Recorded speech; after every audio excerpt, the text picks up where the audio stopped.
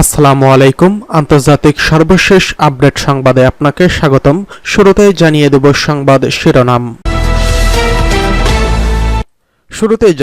গাজায় এখনও সক্রিয় হামাস।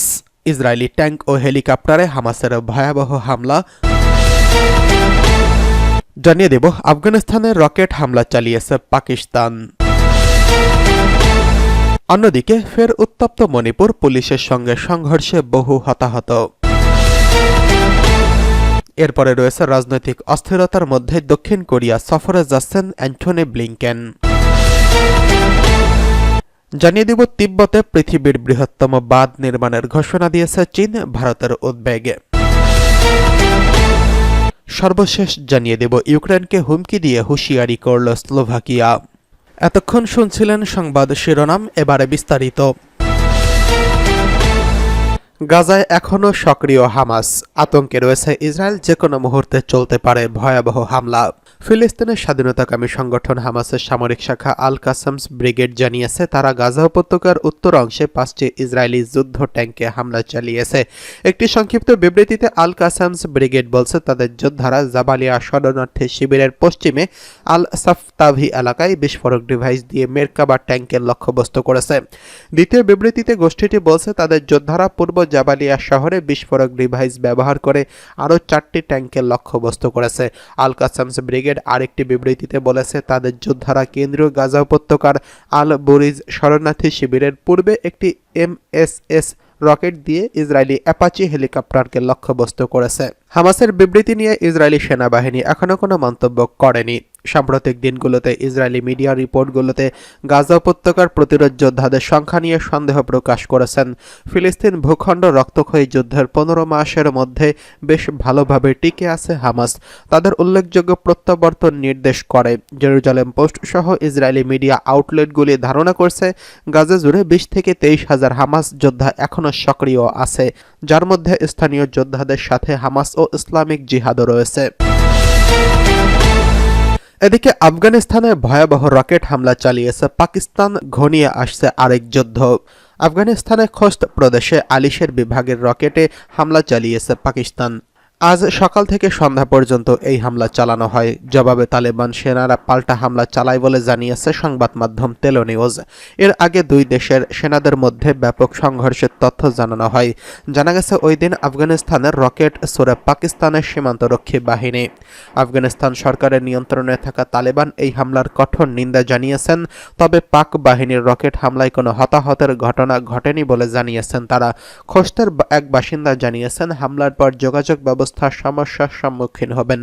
তাদের অনেকে নিজেদের গ্রামে যেতে পারেননি। এদিকে আফগানিস্তান সীমান্তে তেহরিক-ই-তালেবান পাকিস্তানের টিটিপি ঘাঁটি লক্ষ্য করে হামলা চালানোর দাবি করছে পাকিস্তান। তবে তালেবানের দাবি সেখানে টিটিপির কোনো কর্মকাণ্ড নেই।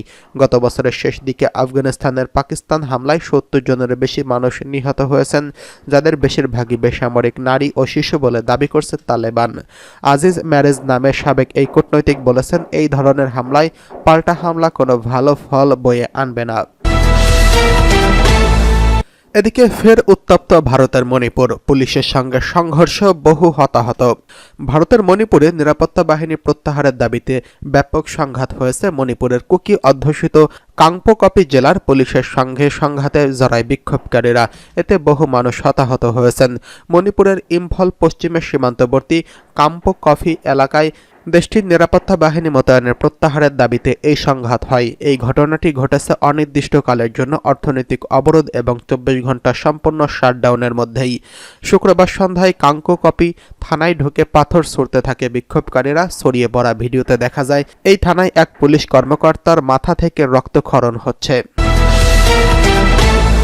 এদিকে রাজনৈতিক অস্থিরতার মধ্যেই দক্ষিণ কোরিয়া সফরে যাচ্ছেন অ্যান্টনি ব্লিংকেন। চলতি সপ্তাহে দক্ষিণ কোরিয়া সফর করবেন মার্কিন পররাষ্ট্রমন্ত্রী অ্যান্টনি ব্লিংকেন। তিনি এমন সময় দক্ষিণ কোরিয়া যাচ্ছেন সমর্থকদের প্রতিরোধের মুখে দেশটির অবিশংসিত প্রেসিডেন্ট ইউন সুক ইউলকে গ্রেফতার করা যায়নি। এতে দেশটির রাজনৈতিক অস্থিরতা দেখা দিয়েছে। মার্কিন পররাষ্ট্র দপ্তর জানিয়েছে, নির্বাচিত প্রেসিডেন্ট ডোনাল্ড ট্রাম্প ক্ষমতা গ্রহণের আগে পররাষ্ট্রমন্ত্রী অ্যান্টনি ব্লিংকেন দক্ষিণ কোরিয়া, জাপান ও ফ্রান্স সফর করবেন। তিনি আগামীকাল রবিবার সফর শুরু করবেন। মার্কিন পররাষ্ট্রমন্ত্রী হিসেবে এটাই তার শেষ বিদেশ সফর। দক্ষিণ কোরিয়া ওয়াশিংটনের অন্যতম প্রধান মিত্র, তবে দেশটিতে গত ৩রা ডিসেম্বর প্রেসিডেন্ট ইউন সুক ইউলের সামরিক আইন জারির কারণে দেশে মারাত্মক রাজনৈতিক সংকট সৃষ্টি হয়েছে। সিউলের পররাষ্ট্র মন্ত্রণালয় এক বিবৃতিতে জানিয়েছেন, ব্লিংকেন দক্ষিণ কোরিয়ার পররাষ্ট্রমন্ত্রী চো তাই ইউলের সঙ্গে আগামী সোমবার বৈঠক করবেন। মন্ত্রণালয় বলছে, তারা দক্ষিণ কোরিয়ার মার্কিন জোট, দক্ষিণ কোরিয়া ও জাপান সহযোগিতা, উত্তর কোরিয়ার সমস্যা এবং আঞ্চলিক ও বৈশ্বিক চ্যালেঞ্জ নিয়ে আলোচনা করবেন বলে আশা করা হচ্ছে। মার্কিন পররাষ্ট্র দপ্তরের বিবৃতিতে রাজনৈতিক বিশৃঙ্খলা সম্পর্কে সরাসরি কোনো কিছুই উল্লেখ করা হয়নি। তবে কিভাবে আমাদের দুই দেশের অভিন্ন মূল্যবোধের ভিত্তিতে বিশ্বব্যাপী চ্যালেঞ্জের বিষয়ে গুরুত্বপূর্ণ সহযোগিতা গড়ে তোলা যায় এবং ব্লিংকেন সেই সম্পর্কে কথা বলবেন। তদন্তকারীরা শুক্রবার ইউনের সামরিক আইন ঘোষণার কারণে গ্রেফতারের জন্য পরোয়ানা কার্যকর করার চেষ্টা করেছিল, কিন্তু প্রেসিডেন্টের নিরাপত্তা রক্ষীদের বাধার কারণে ব্যর্থ হয়। এই গ্রেফতারি পরোয়ানার মেয়াদ আগামী ৬ জানুয়ারি শেষ হবে। ওই একই দিনে চো এর সঙ্গে ব্লিংকেন সাক্ষাতের পরিকল্পনা করছেন। গত মাসে ওয়াশিংটন বলেছিল, তারা ইউনের সামরিক আইন জারির পর গণতন্ত্র রক্ষা করতে দক্ষিণ কোরিয়ার সঙ্গে কথা বলবেন। ইউন সামরিক আইন জারির করায় তদন্তকারীরা শুক্রবার তাকে গ্রেফতারের জন্য পরোয়ানা কার্যকর করার চেষ্টা করছেন, কিন্তু প্রেসিডেন্টের নিরাপত্তা রক্ষীরা তা প্রত্যাখ্যান করেছিলেন। যুক্তরাষ্ট্রের জাতীয় নিরাপত্তার উপদেষ্টা জ্যাক সুলিভান বলেছেন, দক্ষিণ কোরিয়ার গণতন্ত্র শক্তিশালী এবং মজবুত করতে আমরা সকলের সাথে আলোচনা চালিয়ে যাচ্ছি এবং দক্ষিণ কোরিয়ার সমকক্ষ ব্যক্তিদের সাথে জড়িত থাকব, যাতে গণতন্ত্র অব্যাহত রাখার কৌশল আরও জোরদার হয়। এদিকে তিব্বতে পৃথিবীর বৃহত্তম বাঁধ নির্মাণের ঘোষণা দিয়েছে চীন। ভারতের উদ্বেগ। চীনের তিব্বতে ব্রহ্মপুত্র নদে বেইজিংয়ের বাঁধ নির্মাণের খবরে উদ্বেগ প্রকাশ করেছে ভারতের পররাষ্ট্র মন্ত্রণালয়ের মুখপাত্র রণধীর জয়সওয়াল বলেছেন, এই বিষয়ে ভারতের মতামতের ও উদ্বেগের কথা চীনকে জানানো হয়েছে। রণধীর জয়সওয়াল বলেন, অভিন্ন নদীর বিভিন্ন ক্ষেত্রে ভাটির দেশে কিছুটা অধিকার রয়েছে। রাজনৈতিক ও বিশেষজ্ঞ পর্যায়ে সেই অধিকারের কথা বারবার জানানো হয়েছে। সেই অধিকার ও স্বার্থের বিষয়ে ভারত পর্যবেক্ষণ জারি করেছেন।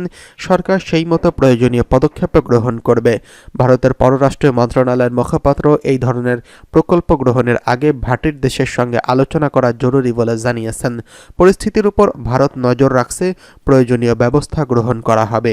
চীন কয়েকদিন আগেই ব্রহ্মপুত্র নদীর উপর ভারত সীমান্তের কাছাকাছি তিব্বতে বিশ্বের বৃহত্তম বাঁধ নির্মাণের জন্য $137 বিলিয়ন ব্যয়ের একটি পরিকল্পনা প্রকল্প অনুমোদন দিয়েছেন।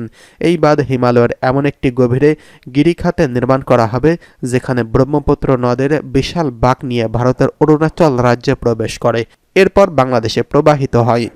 দেশটির 3 গ্যাজেস বাঁধের সবচেয়ে বড় প্রস্তাবিত এই বাঁধ, এটি নির্মিত হলে তা হবে পৃথিবীর বৃহত্তম বাঁধ। এদিকে ইউক্রেনকে হুমকি দিয়ে হুঁশিয়ারি করল স্লোভাকিয়া।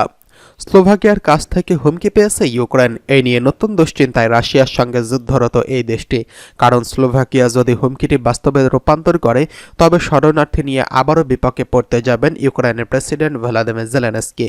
স্লোভাকিয়ায় থাকা ইউক্রেনীয় শরণার্থীদের জন্য আর্থিক সহায়তা অনেকখানি কমানোর হুমকি দিয়েছেন স্লোভাক প্রধানমন্ত্রী রবার্ট ফিকো। তিনি 1,30,000-এরও বেশি ইউক্রেনীয় শরণার্থীর আর্থিক সহায়তা কমানোর হুমকি দিয়েছেন। জাতিসংঘ শরণার্থী সংস্থা জানিয়েছে, স্লোভাকিয়ায় বর্তমানে 1,30,000-এরও বেশি ইউক্রেনীয় শরণার্থী রয়েছেন। ইউক্রেন নতুন বছরের 1 জানুয়ারি থেকে গ্যাস পাইপলাইন বন্ধ করেছে। এই পাইপলাইনটি দিয়ে দীর্ঘদিন ধরে মধ্য ইউরোপে রাশিয়ার প্রাকৃতিক গ্যাস সরবরাহ করে আসছিল।